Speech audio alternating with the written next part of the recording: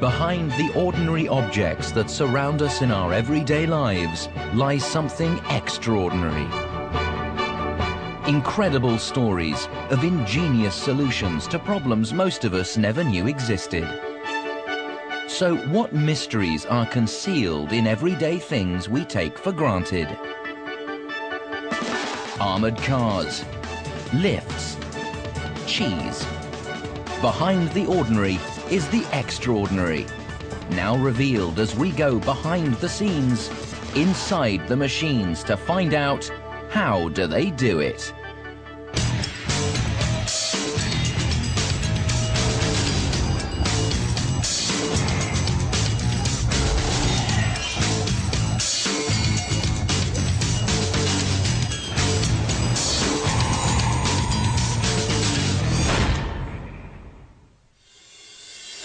How do you protect yourself from violent crime or acts of terror? If you're a politician, a diplomat, or just on the run from the mob, you may need one of these.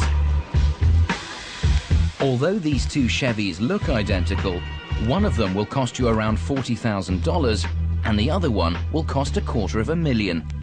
So what are the optional extras? Well, one of them doubles as a fully equipped military standard armored car, just in case. So how do you turn a run-of-the-mill pickup truck into a state-of-the-art armored car? Welcome to Cincinnati, Ohio, home of Centigon, the world's biggest and oldest firm customizing ordinary vehicles into armored cars. Every year, the company beefs up 1,800 cars for its customers, who range from celebrities to business moguls, government officials, and the military. They've been armoring vehicles here for over 60 years. They even converted the open-top Lincoln Continental that President Kennedy was riding in on that fateful day in Dallas when he was assassinated.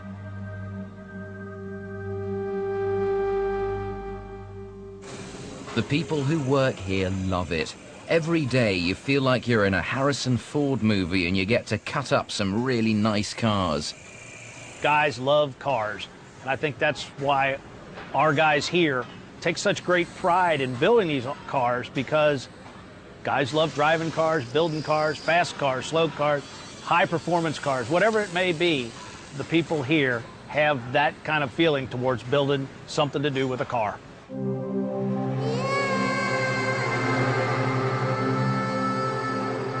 So how do they turn an ordinary SUV into an armor-plated, bulletproof, bomb-resistant mobile fortress?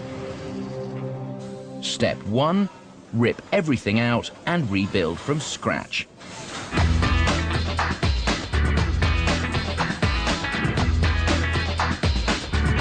Almost everything has to go.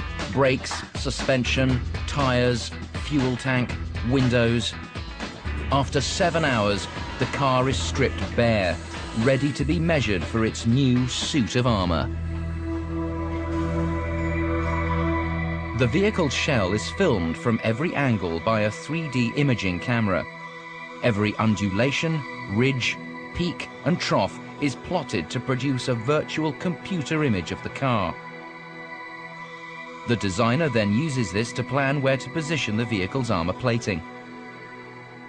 What you can see here is the armor plate laid in over top of this skin model that we created earlier.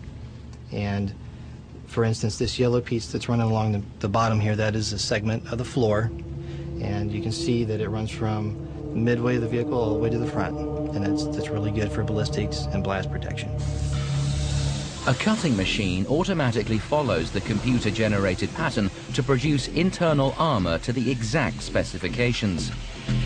On this model, each of the defensive steel plates is over 1 centimeter thick and weighs almost 10 kilograms. The freshly cut metal tiles are then fitted together and welded into the vehicle. But even when the body is fitted with metal armor, you're still not safe. Step 2, replace the windows. But how do you make glass that will withstand a high-velocity bullet? First, the glass sheet must be assembled in a temperature-controlled, dust-free room to avoid any tiny blemishes which could weaken the window. Layers of glass and polycarbonate are sandwiched together. The thicker the stack, the tougher the glass. It is quite extraordinary to be able to turn a normal piece of glass into something that can stop a 50 caliber bullet. But does it? There's only one way to find out. The ammunition we'll be using today is an M80. It's a standard NATO sniper round. What I'll do is I'll load this test barrel and fire the round. The tin foil behind the glass represents a passenger. If the foil remains intact, our VIP will remain unscathed.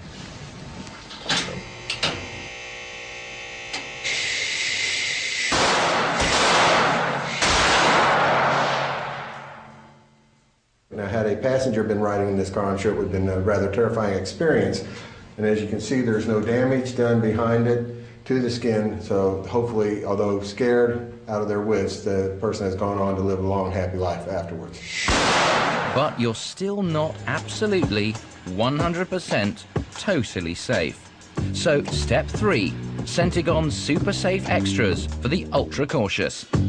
To protect the wheels from gunfire, they fit a 3-inch thick plastic hoop called a rod guard around the original metal wheel rim inside the tire.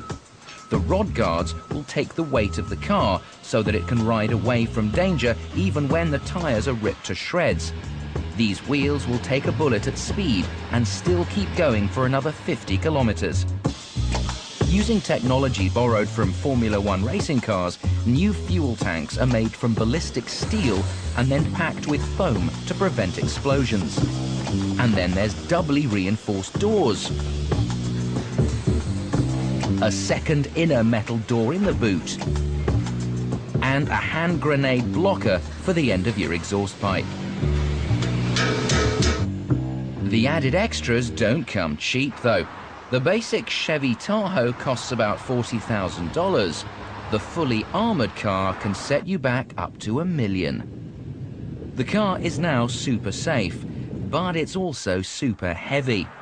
The fully armored version adds a staggering 1,800 kilograms of weight. That's like carrying 2 sports cars around on your roof rack. The one major thing